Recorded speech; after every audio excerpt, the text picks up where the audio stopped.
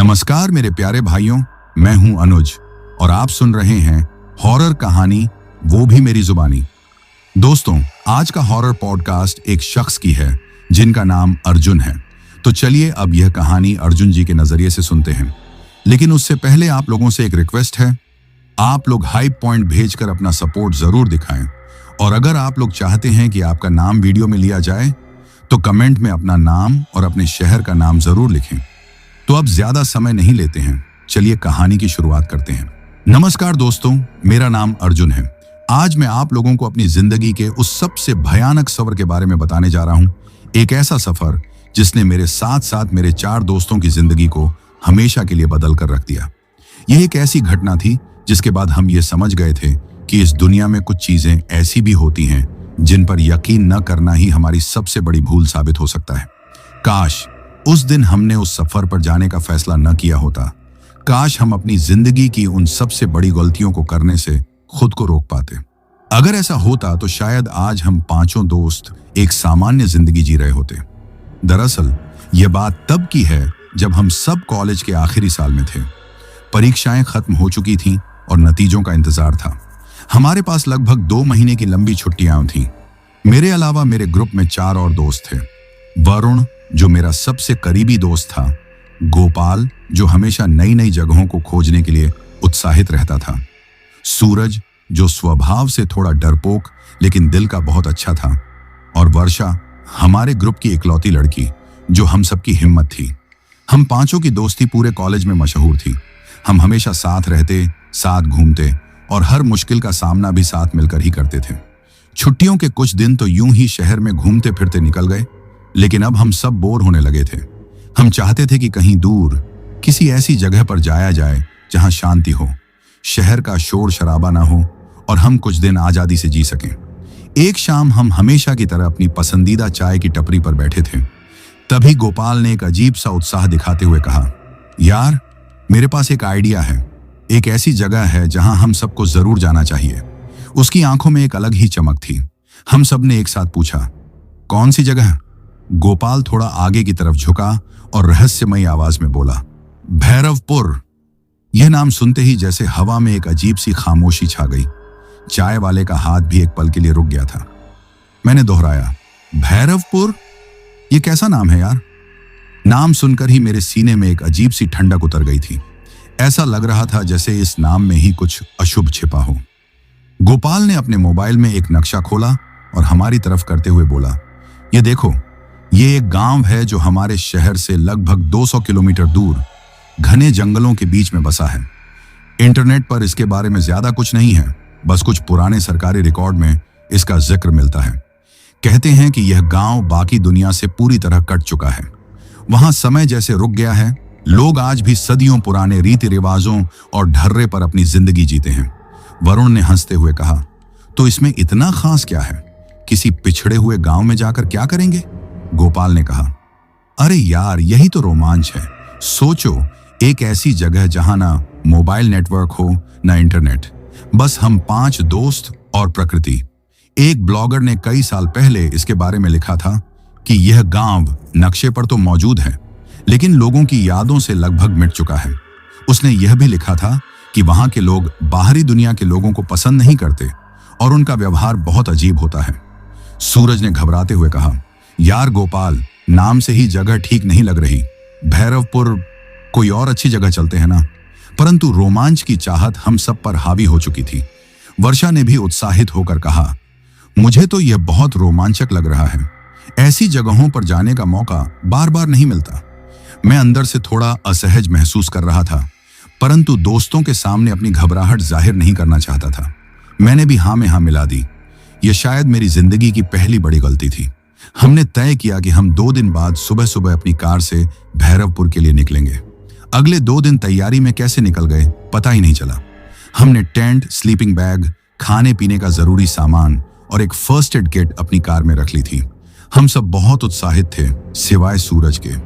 वो अब भी थोड़ा डरा हुआ था, लेकिन हम सबके जोर देने पर वो आने के लिए तैयार हो गया था। आखिरकार वो दिन आ ही गया। सुबह के 5 बजे हम सब वरुण के घर के बाहर इकट्ठा हुए। मौसम बहुत सुहावना था। ठंडी हवा चल रही थी और आसमान में अभी भी कुछ तारे बाकी थे। हमने अपना सारा सामान कार में रखा और अपनी मंजिल की ओर निकल पड़े। शुरुआत का सफर बहुत मजेदार था। हम तेज आवाज में गाने सुन रहे थे, एक दूसरे की टांग खींच रहे थे और आने वाले रोमांचक दिनों के सपने देख रहे थे। लगभग 2 घंटे तक हाईवे पर चलने के बाद गोपाल ने नक्शे को देखते हुए कहा, अर्जुन, यहां से बाएं मुड़ना है, अब सिंगल रोड शुरू होगी। जैसे ही हमने कार को उस संकरी सड़क पर मोड़ा, माहौल में एक अजीब सा बदलाव आने लगा।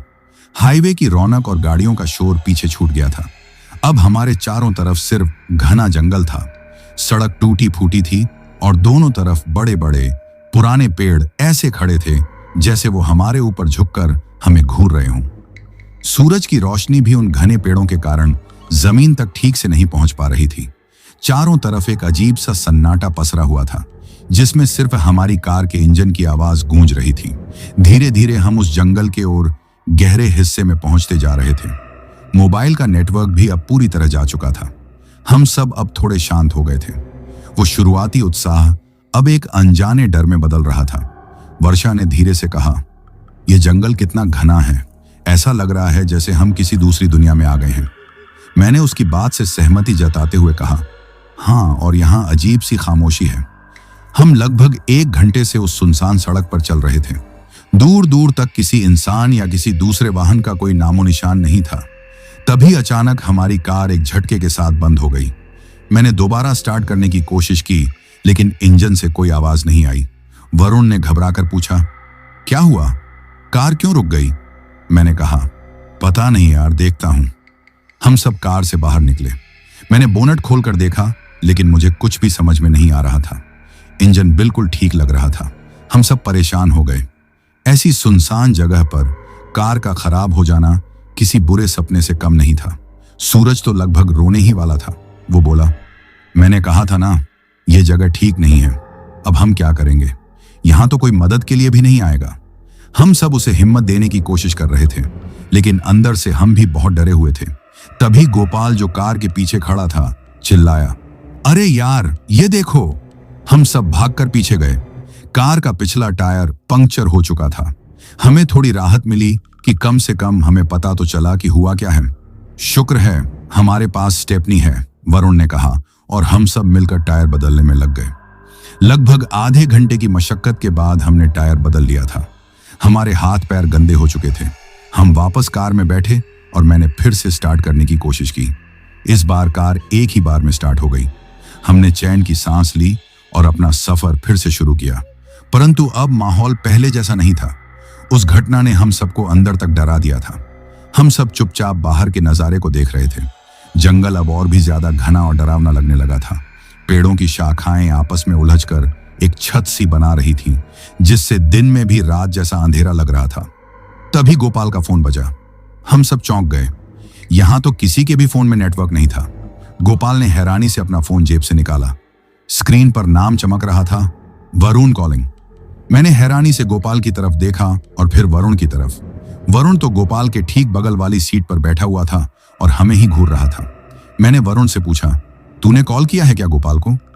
वरुण ने ना में सिर हिलाते हुए कहा, नहीं तो, मेरा फोन तो मेरी जेब में है और वैसे भी यहाँ नेटवर्क कहाँ है। गोपाल का चेहरा डर के मारे एकदम पीला पड़ गया था।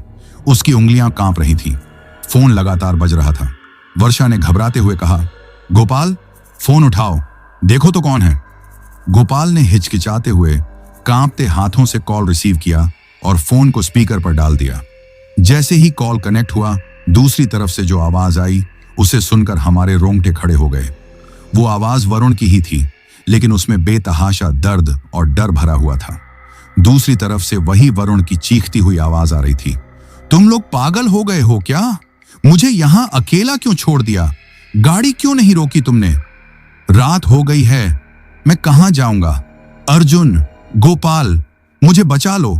हम सब जैसे जम गए थे। कार के अंदर मौत जैसा सन्नाटा छा गया था। मैंने घबराते हुए बगल में बैठे वरुण को देखा। वो भी उतना ही डरा हुआ था और उसकी आंखों में भी उतनी ही हैरानी थी जितनी हमारी आंखों में। गोपाल का हाथ कांपने लगा और फोन उसके हाथ से छूटकर नीचे गिर गया। उसने डर के मारे अपना चेहरा हाथों में छुपा लिया। मैंने कांपते हाथों से फोन उठाया। कॉल कट चुका था। मैंने कॉल लॉग चेक किया। यह सच में वरुण के ही नंबर से आया हुआ कॉल था। मेरे पेट में एक ठंडी गांठ सी बंध गई। मैंने डरते डरते पीछे वाली सीट पर देखा। वरुण वहीं था, अपनी बड़ी बड़ी आंखों से हमें घूरता हुआ। उसका चेहरा भाव शून्य था। मेरे दिमाग में बस एक ही सवाल गूंज रहा था, अगर वरुण यहीं हमारे साथ कार में बैठा है तो फिर वो कौन था जिसने कॉल किया था? उस एक फोन कॉल ने हमारी कार के अंदर का पूरा माहौल बदल कर रख दिया था।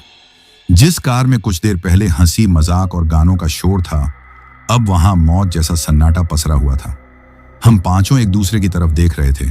हमारी आंखों में एक ही सवाल था, एक ही डर था, जिसे कोई भी जुबान पर लाने की हिम्मत नहीं कर पा रहा था। सूरज तो फूट फूट कर रोने लगा था। वो बार बार बस यही दोहरा रहा था, मैंने कहा था मत चलो, मैंने कहा था ये जगह ठीक नहीं है, अब हम सब मारे जाएंगे। गोपाल, जो अब तक इस ट्रिप को लेकर सबसे ज्यादा उत्साहित था, उसका चेहरा भी सफेद पड़ चुका था। उसने कार रोकने के लिए कहा। मैंने धीरे से कार को सड़क के किनारे रोक दिया। इंजन बंद होते ही जंगल का वो भयानक सन्नाटा हम पर और भी ज्यादा हावी हो गया। गोपाल ने घबराई हुई आवाज में तर्क देने की कोशिश की।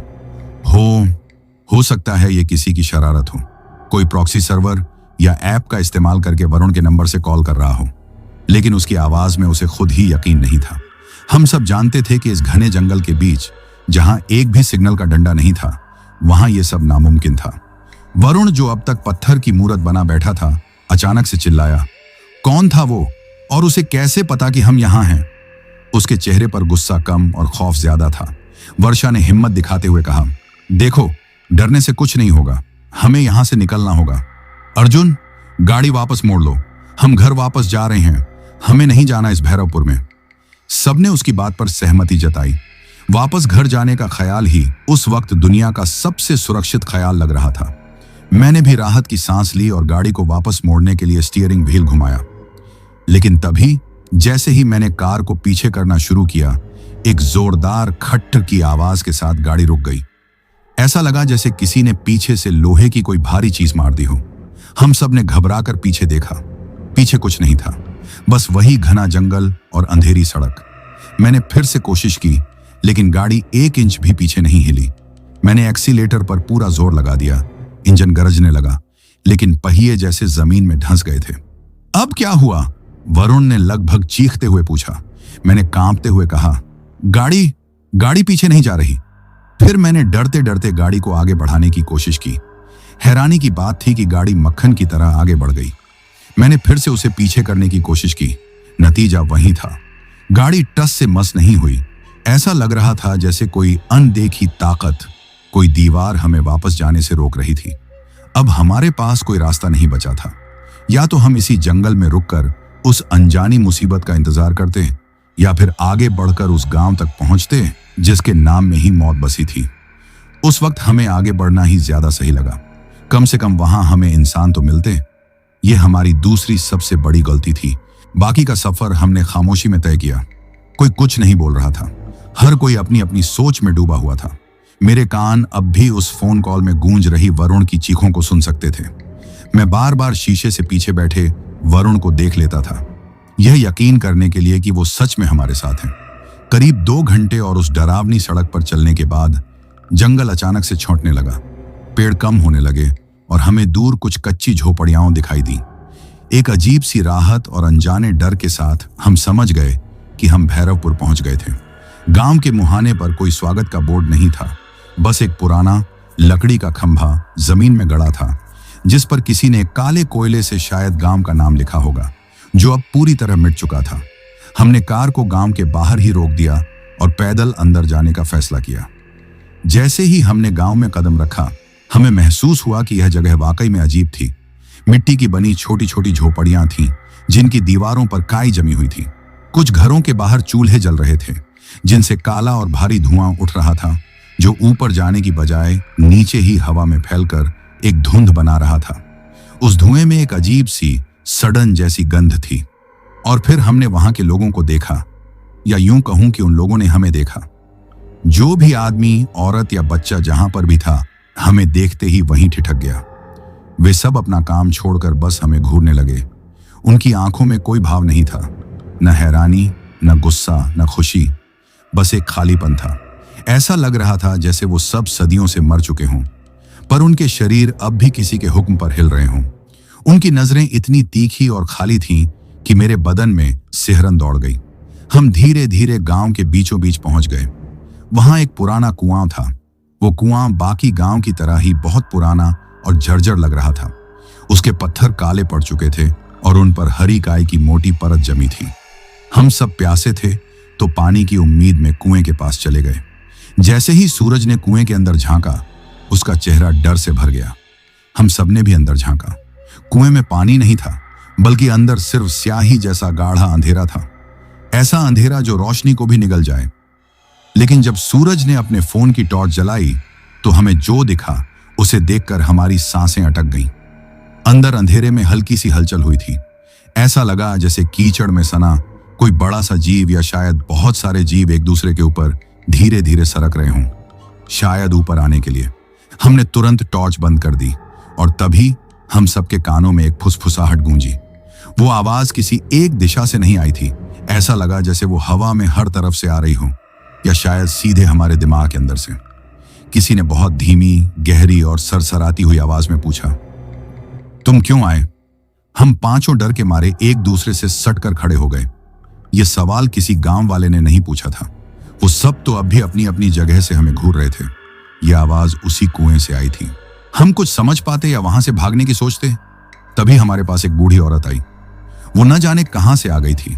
उसकी कमर झुकी हुई थी, चेहरा झुर्रियों से इस कदर भरा था कि उसकी उम्र का अंदाजा लगाना नामुमकिन था। लेकिन सबसे डरावनी चीज थी उसकी आंखें। उसकी आंखों की पुतलियां पूरी तरह सफेद थीं, जैसे दूध की बनी हों। उसने हमारे पास आकर अपनी कांपती हुई सूखी आवाज में फुसफुसाकर कहा, सूरज डूबे उससे पहले छिप जाना, यहां रात मौत लाती है। यह कहकर वो पलटी और जैसे आई थी वैसे ही झोपड़ियों के बीच कहीं गायब हो गई। उसकी बात सुनकर हमारा डर और भी बढ़ गया। वरुण ने अपनी घबराहट को छिपाने के लिए हंसते हुए कहा, ये सब नाटक कर रहे हैं। ये लोग हमें डराना चाहते हैं ताकि हम यहां से भाग जाएं। लेकिन मैं जानता था, और शायद हम सब अंदर ही अंदर जानते थे कि यह कोई नाटक नहीं था। उस बूढ़ी औरत की आंखों का खालीपन और उसकी आवाज की चेतावनी सच्ची लग रही थी। मेरे भीतर कुछ धीरे धीरे टूट रहा था। मुझे यह एहसास होने लगा था कि भैरवपुर आकर हमने अपनी जिंदगी की सबसे बड़ी और शायद आखिरी गलती कर दी है। उस बूढ़ी औरत के शब्द हमारे कानों में झर की तरह घुल चुके थे। यहां रात मौत लाती है। हम सब जानते थे कि यह कोई मजाक या हमें डराने की कोशिश नहीं थी। उसकी सफेद आंखों में हमने जो खौफ देखा था वो सच्चा था। सूरज डूब रहा था और आसमान में नारंगी और बैंगनी रंग इस तरह घुल रहे थे जैसे कोई खूबसूरत नजारा नहीं, बल्कि किसी बड़े खतरे का संकेत दे रहे हों। हम गांव वालों से मदद मांगने की सोच भी नहीं सकते थे। वो सब अब भी हमें उसी तरह घूर रहे थे जैसे हम कोई शिकार हों और वो शिकारी। उनके चेहरों पर हमारे लिए कोई हमदर्दी नहीं थी। हमें यह समझ में आ गया था कि इस अनजान और खतरनाक जगह पर हम बिल्कुल अकेले थे। गोपाल ने घबराते हुए कहा, हमें कहीं छिपना होगा। उस औरत ने यही कहा था। हमने तेजी से चारों तरफ नजर दौड़ाई। गांव की झोपड़ियों में जाने का सवाल ही नहीं उठता था। तभी मेरी नजर गांव के बाहरी छोर पर बनी एक अकेली, थोड़ी टूटी फूटी सी झोपड़ी पर पड़ी। वो बाकी गांव से थोड़ी अलग थलग थी और बिल्कुल वीरान लग रही थी। बिना कुछ सोचे समझे हम सब उस तरफ भाग खड़े हुए। झोपड़ी वाकई में खाली थी। अंदर धूल और मकड़ी के जालों का राज था। एक कोने में मिट्टी के कुछ टूटे हुए बर्तन पड़े थे और हवा में पुरानी लकड़ी और सीलन की एक अजीब सी गंध भरी हुई थी। दरवाजा भी लकड़ी का एक कमजोर सा पल्ला था जो बस एक कुंडी के सहारे टिका था। लेकिन उस वक्त वो टूटी फूटी झोपड़ी ही हमें किसी महल से ज्यादा सुरक्षित महसूस हो रही थी। हमने अंदर घुसते ही सबसे पहले उस कमजोर से दरवाजे को बंद किया और अंदर से मिट्टी का एक बड़ा सा मटका लगाकर उसे अटका दिया। झोपड़ी में एक छोटी सी खिड़की थी जिसमें पल्ले नहीं थे, बस कुछ टूटी हुई लकड़ी की सलाखें थीं। हमने अपने बैग से कुछ कपड़े निकालकर उस खिड़की में ठूंस दिए ताकि बाहर से कोई अंदर न देख सके। जैसे जैसे बाहर अंधेरा गहरा होता जा रहा था, हमारा डर भी बढ़ता जा रहा था। देखते ही देखते गांव में जल रहे चूल्हे भी बुझ गए। गांव वाले अपनी अपनी झोपड़ियों में घुस गए और बाहर पूरी तरह सन्नाटा छा गया। यह वो शांति नहीं थी जो सुकून देती है। यह वो खामोशी थी जो किसी आने वाले तूफान का पैगाम दे रही थी। हमने अपने फोन की टॉर्च जलाई और एक दूसरे से सटकर जमीन पर बैठ गए। किसी की कुछ बोलने की हिम्मत नहीं हो रही थी। हम बस एक दूसरे की बढ़ी हुई सांसों और धड़कनों को सुन सकते थे। अंधेरा होते ही वहां का पूरा माहौल बदल गया।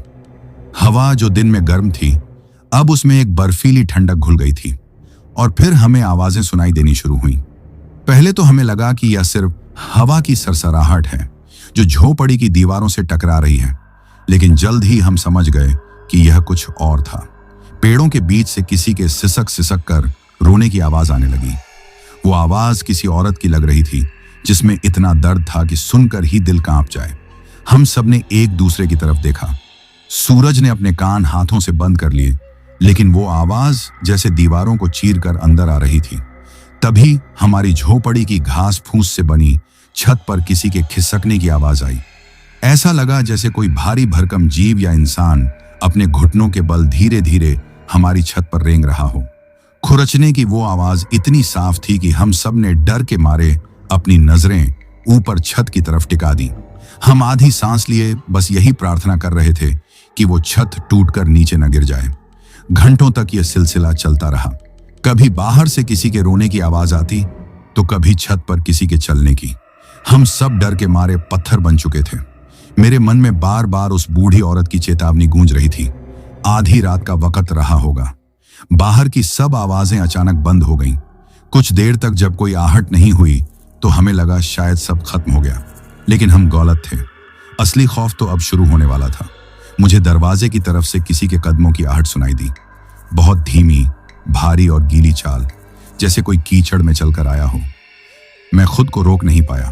मैंने हिम्मत करके दरवाजे की एक दरार से बाहर झांका। चांद की हल्की रोशनी में हमारी झोपड़ी से कुछ ही दूर एक लंबा सा साया खड़ा था। उसका शरीर धुएं जैसा लग रहा था जिसे हवा हिला रही थी, और उसका चेहरा घने अंधेरे में छिपा हुआ था। वो बस वहां खड़ा था, बिना हिले डुले। मेरे रोंगटे खड़े हो गए। मैं अपनी आंखें हटाना चाहता था, लेकिन हटा नहीं पा रहा था। तभी उस साए ने बहुत धीरे धीरे अपना सिर मेरी तरफ घुमाना शुरू किया। मेरे गले से एक चीख निकलने ही वाली थी कि मैंने अपने मुंह पर हाथ रख लिया। मैं जमीन पर धम्मस से पीछे हट गया और मेरी सांसें तेजी से चलने लगी। सबने घबराकर पूछा, क्या हुआ अर्जुन, क्या देखा तुमने? मैं कुछ बोल पाता उससे पहले ही सूरज जोर से चीख पड़ा। उसकी चीख इतनी भयानक थी कि हम सब उछल पड़े। वो अपनी जगह से उठकर झोपड़ी के दूसरे कोने में भाग गया था और कांपते हुए एक ही जगह देखे जा रहा था। क्या हुआ सूरज? वर्षा ने उसकी तरफ बढ़ते हुए पूछा। सूरज ने कांपती हुई उंगली से उस जगह की तरफ इशारा किया जहां वो बैठा था और हकलाते हुए बोला, वहां मेरे पास कोई बैठा था।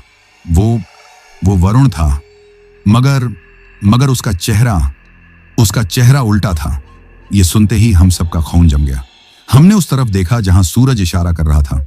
वहां कोई नहीं था, और वरुण तो मेरे ठीक बगल में बैठा था, उतना ही डरा हुआ और हैरान। तो फिर सूरज के पास कौन था? उस एक पल में हम समझ गए कि वो चीज अब बाहर नहीं, हमारे साथ इसी झोपड़ी के अंदर आ चुकी थी। उस रात झोपड़ी के हर कोने से हमें आवाजें आती रहीं। कभी अंधेरे से वर्षा की हंसने की आवाज आती, जबकि वर्षा खुद हमारे साथ डरी सहमी बैठी थी। कभी दूसरे कोने से गोपाल के दर्द में कराहने की आवाज सुनाई देती, और कभी कभी कोई मेरे कान के बिल्कुल पास आकर फुसफुसाता, अर्जुन बाहर आओ। वो आवाज इतनी असली लगती थी कि मैं हर बार चौंक जाता। हम सब एक दूसरे से कसकर चिपक गए। एक दूसरे का हाथ इतनी जोर से पकड़ा हुआ था कि शायद हड्डियां ही टूट जाएं। हम जानते थे कि अगर हमारी पकड़ छूटी तो अंधेरे में कौन किसे खींच कर ले जाएगा, पता भी नहीं चलेगा। उस रात नींद हमारी सबसे बड़ी दुश्मन थी। आंखें बंद करने का मतलब था मौत को दावत देना। हम बस जागते रहे, कांपते रहे और सुबह की पहली किरण का इंतजार करते रहे।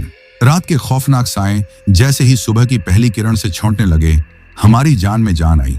ऐसा लगा जैसे किसी ने हमें डूबने से बचाकर सांस लेने का मौका दिया हो।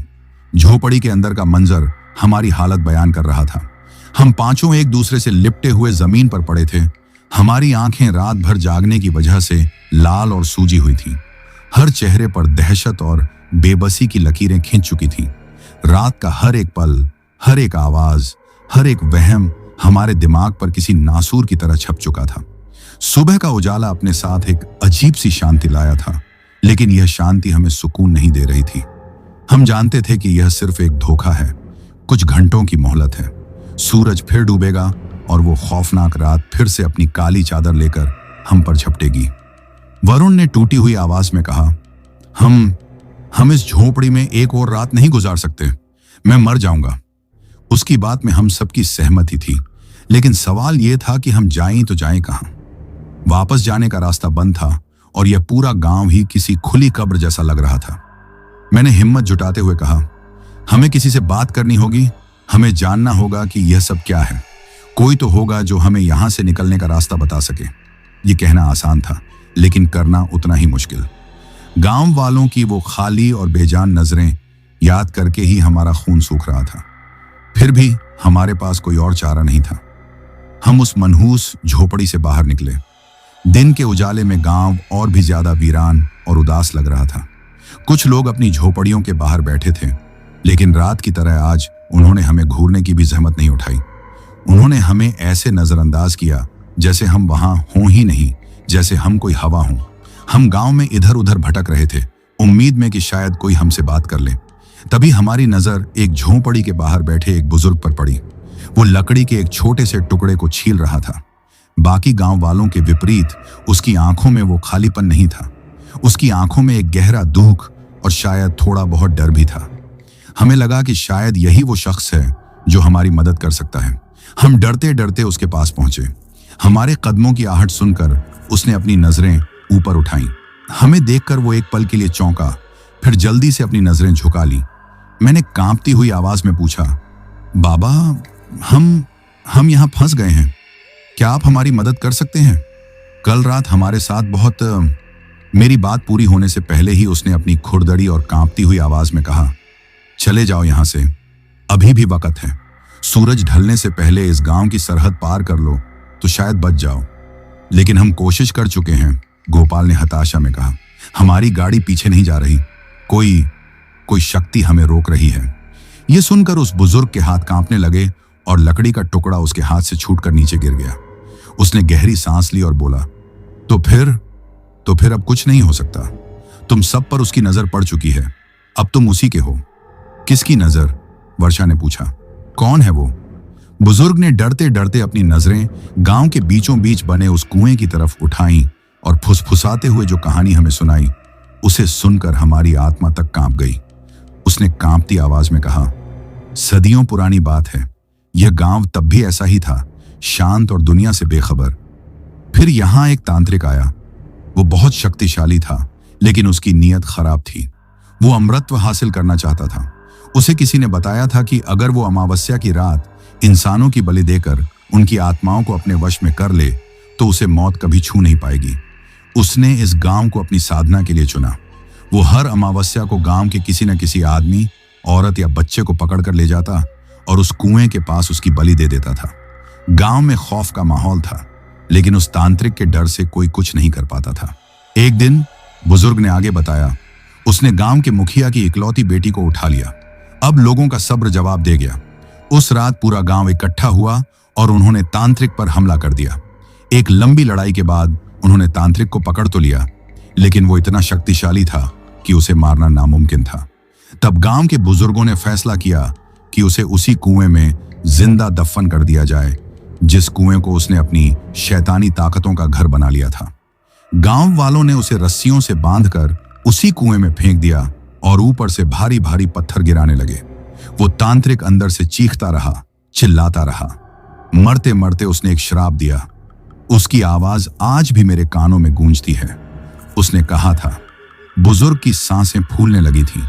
उसने हाँफते हुए कहा, उसने कहा था, तुमने मुझे इस अंधेरे में दफन किया है, लेकिन मेरी आत्मा यहीं रहेगी।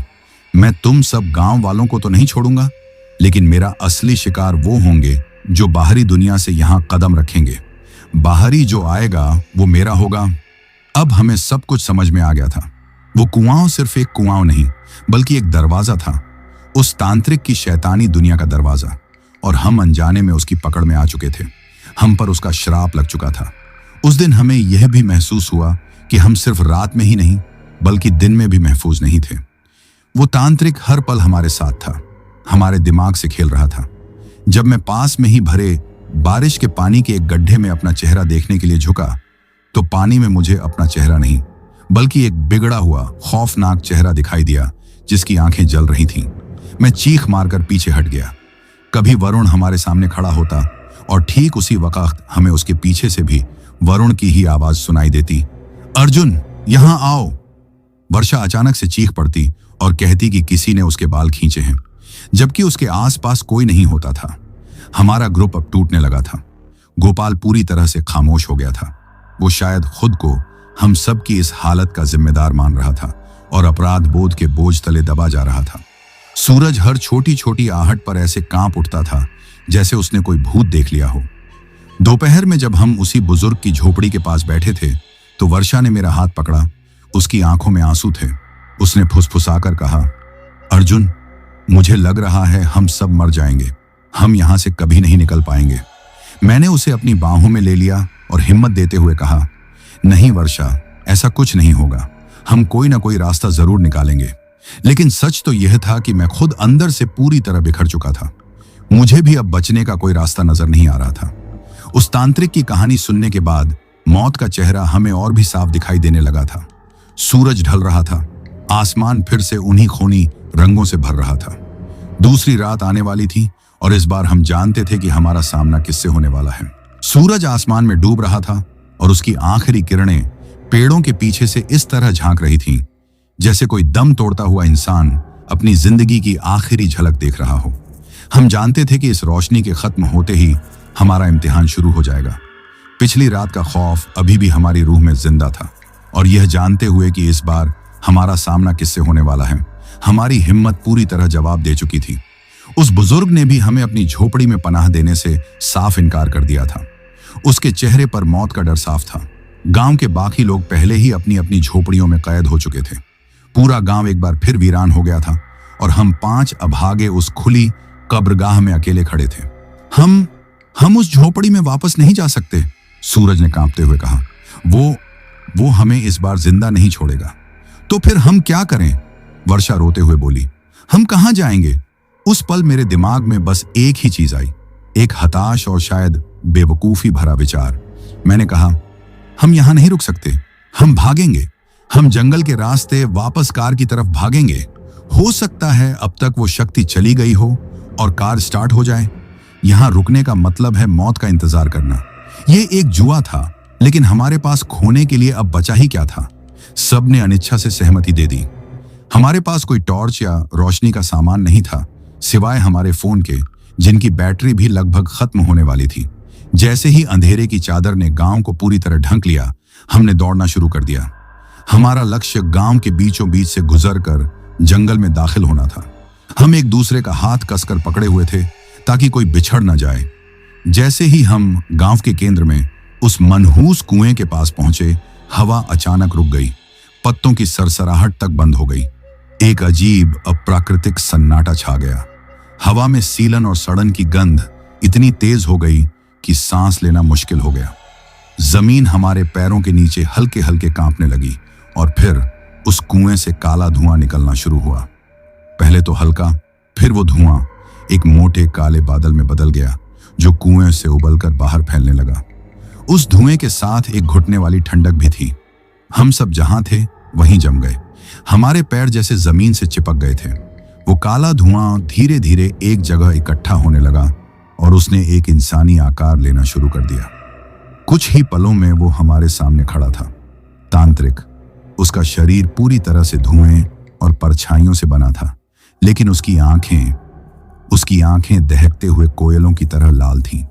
उसके गले में इंसानी हड्डियों से बनी एक माला लटक रही थी और जब उसने अपना मुंह खोला तो हमने देखा कि उसकी जीभ फटी हुई थी और सांप की तरह बाहर लपलपा रही थी। उसने हम पर अपनी लाल आंखें गड़ाईं और एक ऐसी आवाज में बोला जो पत्थरों के आपस में टकराने से पैदा होती है, एक ऐसी आवाज जो सीधे हमारी हड्डियों में उतरी जा रही थी। अब तुम सब मेरे हो। यह सुनते ही हमारे अंदर जैसे बिजली दौड़ गई। डर ने हमें वो ताकत दी जिसकी हमें जरूरत थी। हम चीखते हुए अलग अलग दिशाओं में भागे। हमारा एक दूसरे का हाथ छूट चुका था। हम बस भाग रहे थे, बिना सोचे, बिना देखे, बस उस मौत के साए से दूर। मैं और वर्षा एक तरफ भागे जबकि बाकी तीनों दूसरी तरफ अंधेरे में गुम हो गए। जंगल में घुसते ही हमें एहसास हुआ कि हम एक और बड़ी मुसीबत में फंस गए हैं। यहाँ घना अंधेरा था और हम अपने दोस्तों से बिछड़ चुके थे। हमारे पीछे से तांत्रिक की आवाज नहीं आ रही थी, लेकिन हमें अपने दोस्तों की चीखें सुनाई दे रही थीं। कभी वरुण मुझे पुकारता, अर्जुन मुझे बचा ले भाई, तो कभी गोपाल की दर्द भरी कराह सुनाई देती। हर पेड़ से हमें डरावने चेहरे झांकते हुए दिखाई दे रहे थे और हर छाया ऐसा लग रहा था जैसे हमारा रास्ता रोककर हमें पकड़ना चाहती हो। हम भागते रहे, हमारी सांसें फटने लगी थीं और सीने में तेज दर्द हो रहा था।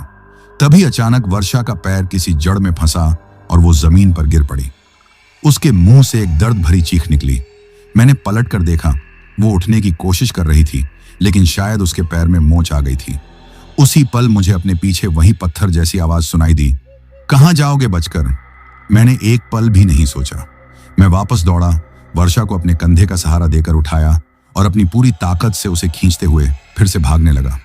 हम तब तक भागते रहे जब तक हमारे फेफड़ों ने जवाब नहीं दे दिया। हम एक बड़े से बरगद के पेड़ के नीचे आकर गिर पड़े। हम हार चुके थे, अब और भागने की हिम्मत नहीं थी। मौत हमें बहुत करीब नजर आ रही थी। तभी निराशा के उस अंधेरे में मेरे दिमाग में बिजली की तरह उस बूढ़ी औरत की कही बात कौंधी। उसने कहा था, यहां रात मौत लाती है, लेकिन उसकी बात में एक छिपा हुआ मतलब भी था। अगर रात मौत लाती है तो इसका मतलब सुबह जिंदगी लेकर आएगी। सुबह, मैं हांफते हुए बोला। वर्षा, हमें बस सुबह तक जिंदा रहना है। मैंने ऊपर पेड़ की तरफ देखा, वो बहुत घना और ऊंचा था।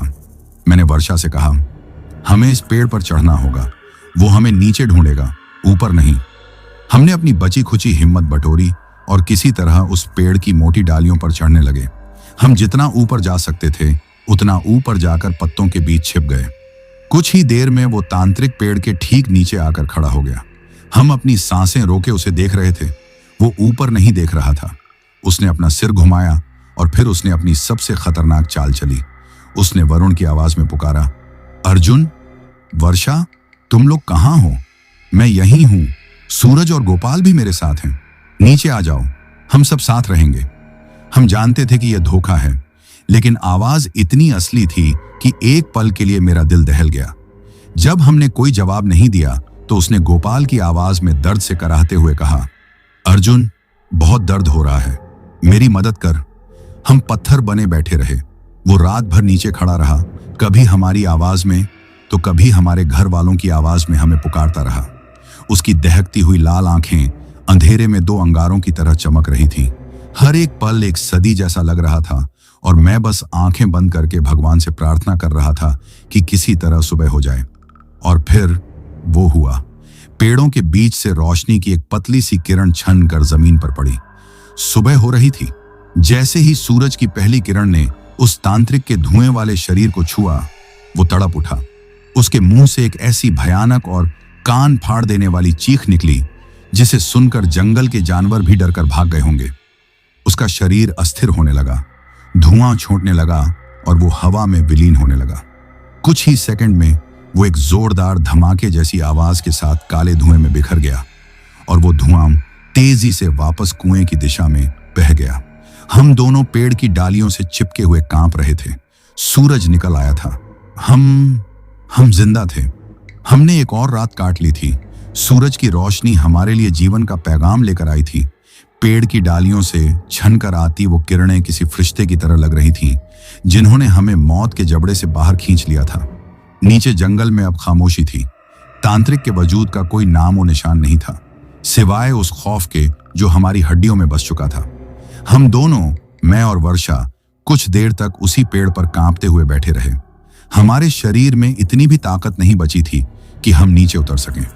पिछली रात किसी बुरे सपने की तरह हमारे दिमाग में चल रही थी। वो भागना, वो चीखें और वो तांत्रिक का खौफनाक चेहरा, सब कुछ इतना असली था कि उसे भूल पाना नामुमकिन था। लेकिन सबसे ज्यादा चिंता हमें अपने दोस्तों की हो रही थी। वरुण, गोपाल और सूरज। न जाने वे कहाँ होंगे, किस हाल में होंगे, क्या वो जिंदा भी होंगे? ये सोचकर ही मेरी आत्मा कांप गई। अर्जुन, हमें उन्हें ढूंढना होगा, वर्षा ने टूटी हुई आवाज में कहा। उसकी आंखों में आंसू सूख चुके थे, अब सिर्फ खालीपन बचा था। मैंने सिर हिलाया। हमने एक दूसरे को सहारा देते हुए किसी तरह पेड़ से नीचे उतरने की हिम्मत की। जमीन पर पैर रखते ही हमारे शरीर दर्द से करा उठे। हमारे कपड़े फट चुके थे और हाथों पैरों पर अनगिनत खरोंचें थीं। हमने हिम्मत बटोरी और जंगल में अपने दोस्तों को आवाज लगाते हुए आगे बढ़ने लगे। हर आवाज के बाद हम डर से सांस रोककर सुनते, इस उम्मीद में कि कहीं से कोई जवाब आएगा और इस डर में कि कहीं तांत्रिक ही उनकी आवाज में हमें न पुकार ले।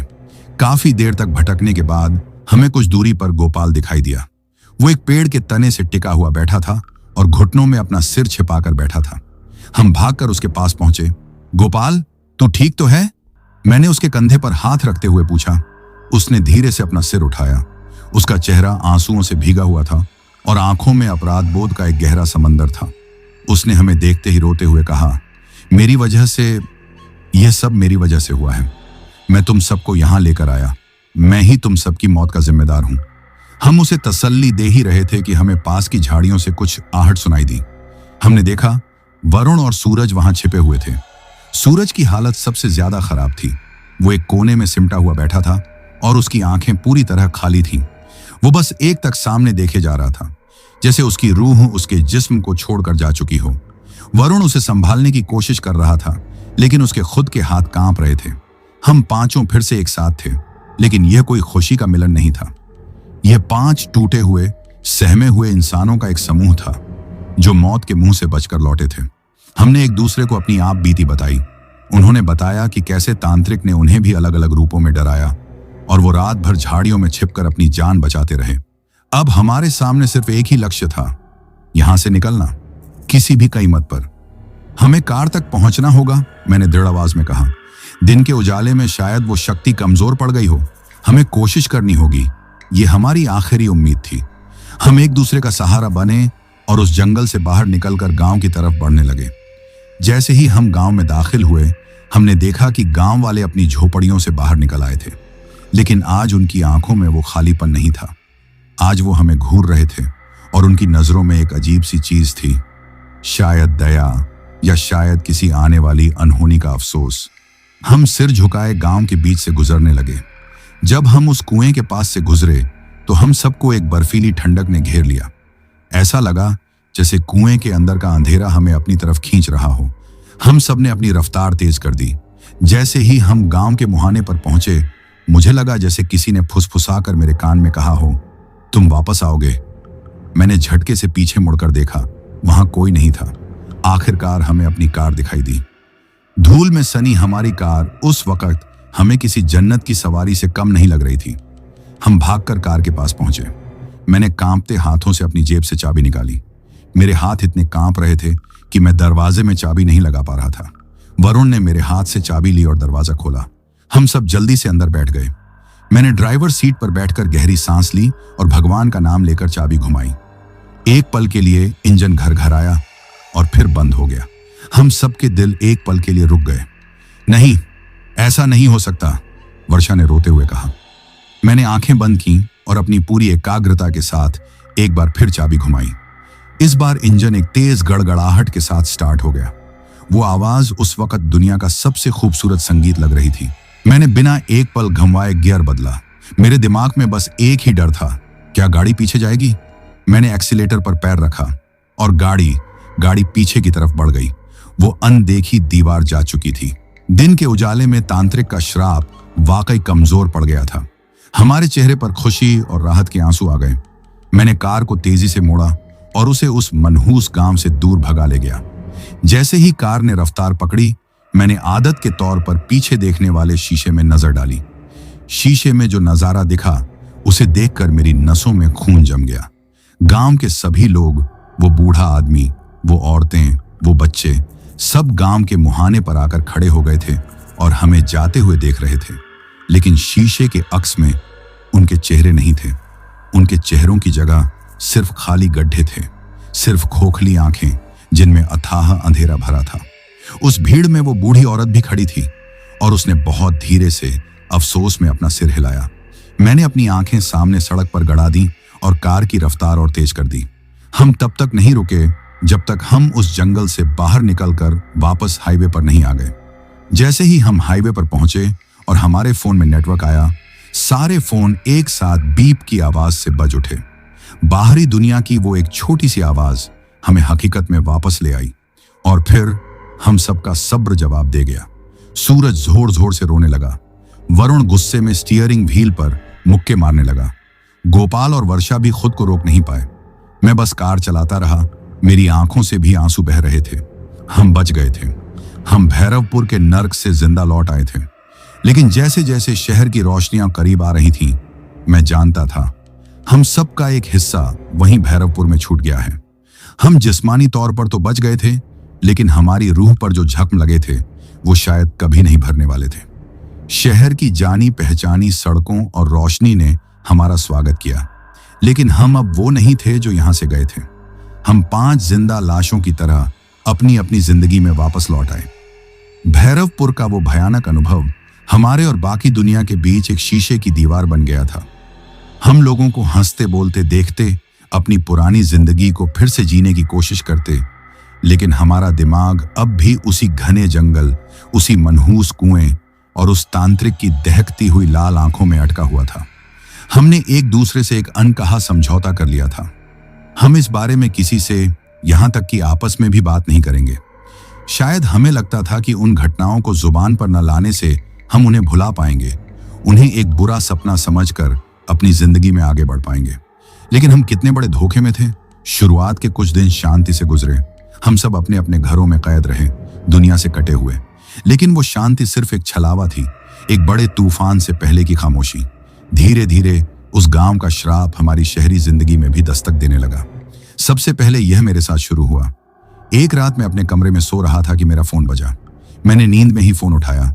स्क्रीन पर नाम चमक रहा था, वर्षा कॉलिंग। मैंने घबराते हुए फोन उठाया। दूसरी तरफ से वर्षा की आवाज नहीं, बल्कि पानी में बुलबुले उठने और कीचड़ के खदबदाने की आवाज आ रही थी। और उन आवाजों के पीछे से एक बहुत गहरी, पत्थर जैसी आवाज ने सिर्फ एक शब्द कहा, मेरी। मैंने खौफ के मारे फोन फेंक दिया। अगले कुछ दिनों में हम सबकी जिंदगी में अजीब अजीब घटनाएं होने लगी। वर्षा ने मुझे फोन करके बताया कि जब भी वो आईने में देखती है तो कुछ पलों के लिए उसे अपना चेहरा नहीं, बल्कि भैरवपुर की उस बूढ़ी सफेद आंखों वाली औरत का चेहरा दिखाई देता है। उसने डर के मारे अपने घर के सारे आईने कपड़ों से ढक दिए थे। गोपाल, जो अपराध बोध के बोझ तले पहले ही दबा हुआ था, पूरी तरह टूट चुका था।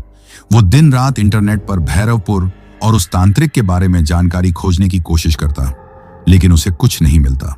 उसने बताया कि रात में जब वो अकेला होता है तो उसे उस कुएं की फुसफुसाहट सुनाई देती है, जो बार बार कहती है, तुम ही इन्हें लाए थे, तुम ही जिम्मेदार हो। वरुण, जो पहले सबसे दिलेर बनता था, अब परछाइयों से भी डरने लगा था। वो कहता था कि उसे अक्सर भीड़ में गांव वालों जैसे चेहरे दिखाई देते हैं, वही खाली और बेजान आंखें जो उसे घूरती रहती हैं। लेकिन सबसे बुरी हालत सूरज की थी। उसने खुद को एक कमरे में बंद कर लिया था। उसके घर वाले बताते थे कि वो दिन रात बस अंधेरे में बैठा रहता है और अक्सर किसी ऐसे शख्स से बातें करता है जो वहां होता ही नहीं। शायद वो अब भी उसी उल्टे चेहरे वाले वरुण से बातें कर रहा था। हम समझ चुके थे।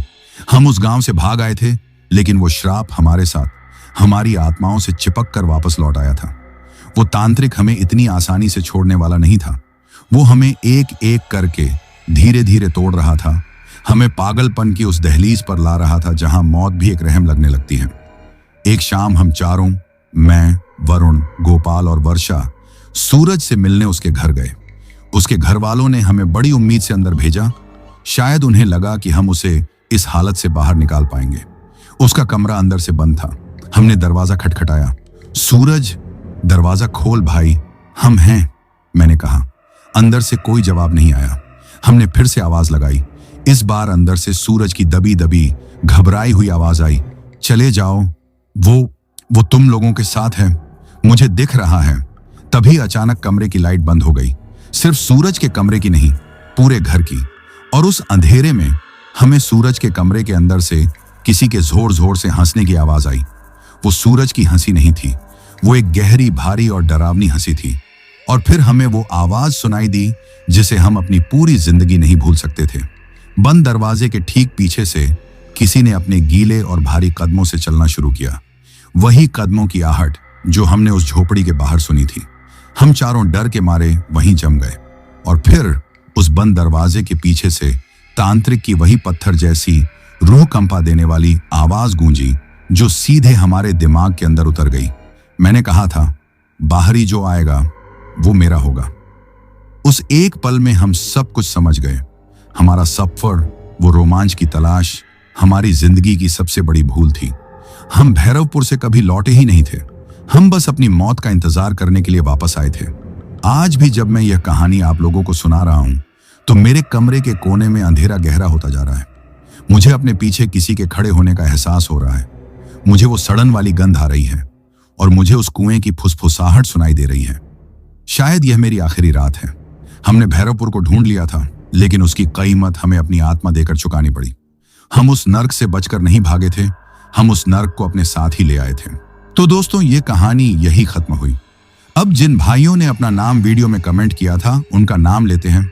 अफसर अली भाई मुरादाबाद से, पुसली भाई थाईलैंड से, आशुतोष त्रिपाठी भाई गोंडा से, यूएस हर्ष तिवारी भाई लोहारी सिरसा प्रयागराज से, मुकेश गुजर भाई भरतपुर राजस्थान से, कबल सिंह भाई पंजाब से, किशोर भाई ग्रेटर नोएडा से, गणेश पाठक भाई सूरत से, अभिषेक तिर्की भाई छत्तीसगढ़ से, जुल्फिकार भाई दिल्ली से, पन्ना राम कोलायत भाई बीकानेर राजस्थान से, अन्वेश कुमार पांडे भाई मुंबई महाराष्ट्र से, दीपक भोयर भाई अर्जुनली गांव से, सूरज भाई मुंबई से, सफीक भाई सऊदी अरब से, बाबू मंडल भाई राउरकेला से, असलम कुरैशी भाई सऊदी अरब से, फिजाजी इस्लामाबाद पाकिस्तान से, अर्जुन भाई नेपाल से, विनोद गुरुंग भाई दुबई से, राधे भाई उन्नाव से, संजय खान भाई इंडिया से, ओम प्रकाश भाई झारखंड से, सबीना भाई कोलकाता से, बाबू भाई उत्तराखंड से, राम छोटा भाई गोविंदपुर जमशेदपुर झारखंड से, रवि बिशनली भाई इंडिया से,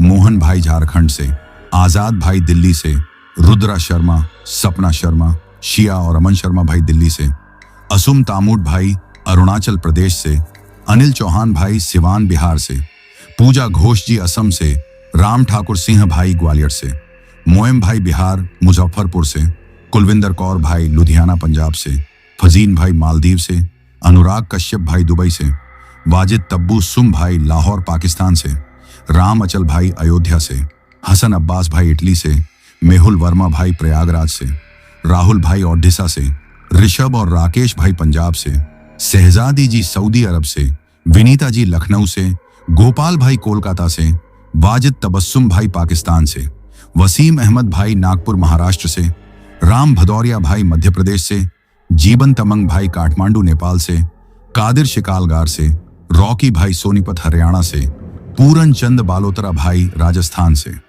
उर्वशी जी वेस्ट बंगाल दार्जिलिंग से, देवांश भाई ग्वालियर मध्य प्रदेश से, बलबिंदर सिंह भाई राजस्थान से, ओमकार सिंह भाई झारखंड से, बापूनू भाई ओडिशा से, अंबुज मिश्रा भाई नोएडा से, संदीप सिंह भाई पंजाब से, योगपाल पांडे भाई बस्ती से, संतोष कोरबा भाई छत्तीसगढ़ से, रंजीत तिवारी भाई कानपुर से, अविनाश भाई फरीदाबाद से, कमल भाई म्यांमार से, राज मालवीय भाई मध्य प्रदेश से, सरोज भाई ओडिशा से, अवनीत जानवी और मानसी जालंधर पंजाब से, पीहू छावी और जतिन भाई चंडीगढ़ से, लकीराव भाई वाराणसी से, रोहन भाई रामपुर से, सैयद मेहदी भाई सऊदी से, रामू भाई असम से, जीतेंद्र सिसोदिया भाई भगवानपुर से, गणेश भाई नासिक से, बाबू मोनी जी असम गोहपुर से, अलीना अयान जाफिरा, इम्तेज भाई दुबलीन आयरलैंड से, अर्जुन क्षेत्र भाई असम से, निरुपमा नायक भाई ओडिशा से, जुनैद भाई मालेगांव से, अशोक भाई नासिक महाराष्ट्र से, रविंद्र भाई आगरा से, तरुणा भाई झारखंड से, अंकु भाई बलिया से, राम भाई मध्य प्रदेश से, वंदना यादव जी जबलपुर से, लता सिंह जी कर्नाटक से, मेहरुख भाई लाहौर पाकिस्तान से, नरेंद्र मानकर भाई सौसर से, मीना गुरुंग जी काठमांडू नेपाल से, विक्की भाई मौर्या ट्यूश से, शनि भाई बस्ती से, हामिदुल्लाह भाई इस्लामाबाद पाकिस्तान से, दिनेश कुंभार भाई महाराष्ट्र से, अक्षय राजभर भाई चौरा से, टटुंग भाई ईटानगर से, सफदार अब्बास भाई रावलपिंडी पाकिस्तान से, लकी भाई इटली और इकबाल भाई जर्मनी से, अशोक कुमार भाई उदयपुर राजस्थान से, असद वसीम भाई पाकिस्तान से, सन्नी नायक भाई झारखंड से, अविनाश सिंह भाई फरीदाबाद से, भूपेन भाई असम गुवाहाटी से, अनु जी मुंबई से, पूनम धानक जी गुजरात राजकोट से, जसबीर भाई समाना पंजाब से, मजीद भाई मालदीव से, कृष्णा गुरप्रीत भारद्वाज भाई दिल्ली से, जस्टिन राजा भाई असम से, अक्षय कुमार भाई चौरा से, शाहिद भाई मुंबई से, देबू कुमार भाई जमशेदपुर झारखंड से, रियाज शाहजमाल भाई अलीगढ़ से, हाफिजा भाई जूनागढ़ से, सुखदेव भाई फरीदाबाद से, उषा शाह जी सिलगुरी से, साबिर भाई सीतामढ़ी से। और जिन भाइयों ने अपना नाम कमेंट किया है लेकिन उनका नाम वीडियो में नहीं लिया गया है, तो भाइयों आप लोग टेंशन ना ले, आप लोगों का नाम अगली वीडियो में जरूर लिया जाएगा। और अगर आप लोग भी चाहते हैं कि आपका नाम वीडियो में लिया जाए तो अपना नाम और अपने शहर का नाम वीडियो में कमेंट करें। अगर आपको यह कहानी पसंद आई हो तो वीडियो को लाइक और चैनल को सब्सक्राइब करें ताकि और भी डरावनी कहानियां आप तक पहुंच सकें। कहानी को अंत तक सुनने के लिए दिल से धन्यवाद दोस्तों। आज के लिए बस इतना ही, मिलते हैं जल्द ही कुछ नई कहानियों के साथ।